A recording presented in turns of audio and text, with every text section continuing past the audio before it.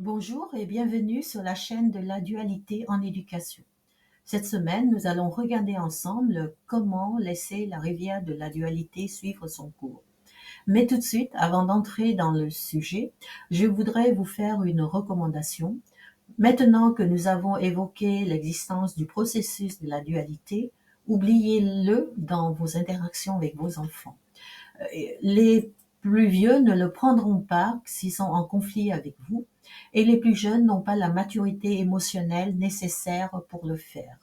Et en lui demandant, par exemple, d'aller chercher la part complémentaire et opposée, on lui demande de se calmer parce que la part calme existe en lui, on grillera nos cartouches avant l'heure.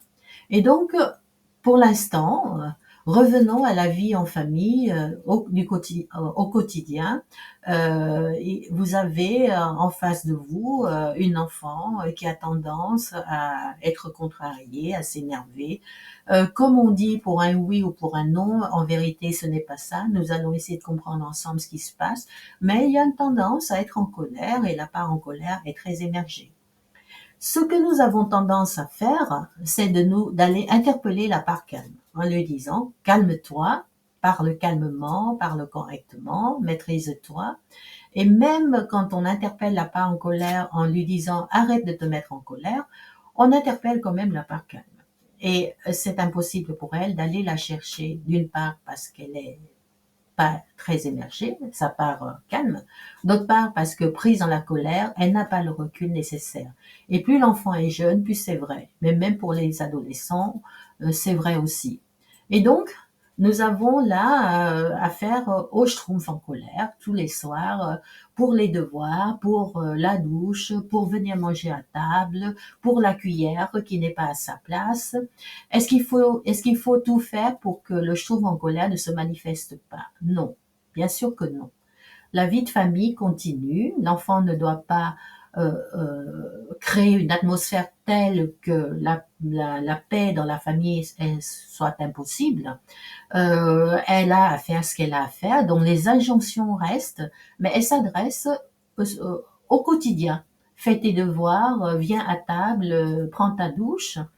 Même au milieu des conflits, c'est important de maintenir ça parce que c'est la régularité et la routine qui va finir par faire émerger une structure intérieure chez l'enfant. Et la fermeté du parent aussi, au milieu des conflits. Et c'est cette structure intérieure qui va aussi aider l'enfant à aller chercher sa part calme quand il y aura assez de maturité émotionnelle. Mais dans un premier temps, occupons-nous de la maturité émotionnelle. Ça veut dire quoi? Ça veut dire que cette part en colère, elle doit pouvoir exister pleinement. Oh là là, me direz-vous, elle est déjà assez grande comme ça. Mais peut-être qu'une part qui s'exprime souvent, cela nous signe, cela doit nous attirer l'attention que même pour nous c'est trop. Pour cette part-là, elle n'existe pas assez, elle ne s'exprime pas assez, elle doit continuer à prendre sa place pour laisser la place à autre chose. Et donc, dans un premier temps, malgré les conflits, malgré les obligations de tâches quotidiennes qui créent des conflits, le soir, quand le calme revient, quand l'enfant s'est couché, vous pouvez vous intéresser à cette part en colère comme si vous vous intéressez à un objet très petit et que grâce au microscope, vous allez observer les détails pour faire connaissance avec cet objet. À quoi ressemble-t-il? Quelle forme a-t-il? Quelle taille a-t-il? Quels sont ses détails? En vous posant les questions, que me demande sa part en colère en fait? Et qu'est-ce qui est important pour elle? Cela vous sort de la croyance qui est très usuelle et que nous transmet l'éducation, c'est qu'un enfant qui se comporte comme ça, il cherche à nous embêter, il n'en fait qu'à sa tête, il s'en fiche de la famille, des choses comme ça, ce qui n'est pas vrai du tout. Et donc, nous avons dit que les parts qui s'expriment beaucoup, elles ont déjà une première demande, c'est de pouvoir exister pleinement et d'être entendues. Donc il est question, dans un premier temps, de nourrir la part en colère. Ça veut dire, paradoxalement, au lieu de la contenir, de faire en sorte qu'elle prenne moins de place, lui permettre de prendre toute la place. Et là, pas de panique. Euh, Chez certains enfants, ça va augmenter des crises de colère et deviennent plus fréquentes, mais très souvent, ceux qui se sentent entendus par nos paroles, par nos attitudes d'accueil, va se contenter de ça tellement cette attitude d'accueil et une façon de communiquer est tellement nourrissante qu'elle se sent pleinement exister sans avoir passé par les actes.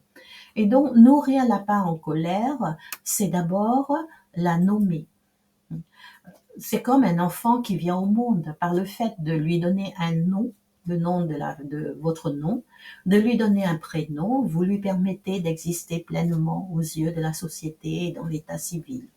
Cette part en colère qui se sent nommée d'une manière neutre ou affectueuse va se sentir de plus en plus exister à vos yeux et même à ses propres yeux. Et donc dire tranquillement à l'enfant au milieu de sa colère ou plus tard quand il s'est calmé, tu as été vraiment très en colère ou tu es très en colère, je vois ça. Et c'est difficile pour toi de t'apaiser parce que certains enfants regrettent après leur crise de colère. Ils en parlent et ils se trouvent méchants ou pas gentils. Et au lieu de les raisonner, dites ça simplement. Oui, j'ai vu que tu étais vraiment très en colère. Tu étais tellement en colère que tu pouvais pas te calmer. Et c'est normal vu ta colère. Oui. Et si ça ne suffit pas, parce que chez certains enfants, il y a tellement de colère, on ne sait pas pourquoi, mais la part de colère est tellement grande, et ce besoin d'être entendu, d'être accepté est tellement grand, que les colères continuent, même s'il y a des périodes d'apaisement. Le fait de nourrir et de nommer et d'être dans l'accueil va sûrement apporter des moments d'apaisement. On continue de nommer les besoins. Et chaque enfant étant unique, les besoins que je vais nommer ici sont des exemples. Ils ne peuvent pas être appliqués à chaque enfant. C'est votre observation, votre écoute qui va aussi permettre à la fois de savoir de quels besoins il s'agit, mais elle va permettre aussi à la part en colère de se sentir reconnue et accueillie. Alors, par exemple, je peux nommer tu es vraiment en colère parce que tu veux ces bonbons et moi je veux pas te les donner. En parlons simplement comme ça avec l'enfant, ne parlons pas de besoin. Mais en sous-texte, ça veut dire que il y a un besoin peut-être de plaisir, un besoin peut-être de récréation, ou peut-être un besoin de pouvoir. Il y a des enfants de tempérament très impérieux, très autoritaire, qui admettent très mal quand ils sont jeunes à ce qu'on leur refuse quelque chose. Et ça prend avec le temps. Et si les colères continuent, on peut continuer à nommer autre chose qui habite cette part en colère, par exemple ses capacités. Et c'est surprenant cette proposition, puisque on a tendance à considérer la part en colère comme étant mauvaise et qu'il fallait la faire disparaître. Et alors, de quelle capacité est-elle capable? Nous verrons ça la semaine prochaine, plus en détail. Pour aujourd'hui, je vous propose de vous regarder, vous, en tant que parent éducateur, où est-ce que vous en êtes de vos différentes parts. Parce que vous le sentez bien, là, maintenant, là, on est arrivé, que si la part du grand Schtroumpf en vous n'est pas assez émergée, vous vous souvenez, le grand Schtroumpf, la part capable d'accueil et de présence en vous est toute petite, vous ne pouvez pas vous accueillir dans votre colère, ni accueillir l'enfant dans sa colère, pour entendre, observer, écouter et nommer ses besoins, ses capacités et autre chose encore si la situation dure. Et c'est aussi vous poser la question de où j'en suis de mes différentes parts. Est-ce qu'elles sont, même si c'est pas complètement équilibré, elles sont relativement équilibrées. Je sais aller chercher, si je suis un peu très actif, je sais aussi aller chercher ma part nonchalante. Voilà. Et c'est exigeant comme exercice. Je vous renvoie à la vidéo précédente où je vous ai présenté la raison de la dualité en éducation. C'est en éduquant l'enfant comme ça, en nommant les capacités des différentes parts, dont les compétences, les valeurs personnelles, les potentialités, les besoins, qu'on permet à l'enfant de se connaître et de savoir qu'il est en possession de beaucoup de capacités et qu'il a des valeurs personnelles. Et ça permet d'en faire des gens qui ont confiance en eux, qui savent ce qu'ils veulent et qui ont une pensée personnelle pour les préparer au monde qui vient. Il ne s'agit pas seulement aujourd'hui d'éduquer pour que la famille soit plus paisible. En tout cas, vous avez des personnes qui peuvent vous accompagner dans ce sens par des consultations, des formations ou des stages. Ce sont des personnes qui ont été formées par l'IFRE, l'Institut de formation des personnes ressources en éducation, que j'ai fondé moi-même et qui travaillent dans ce sens. Il y a ici, vous avez le lien d'un stage euh, qui a lieu sur Pressas dans le 47. Et la semaine prochaine, nous regarderons ensemble comment continuer à nourrir la part en colère. Allez, bonne chance, je vous dis au revoir et à la semaine prochaine.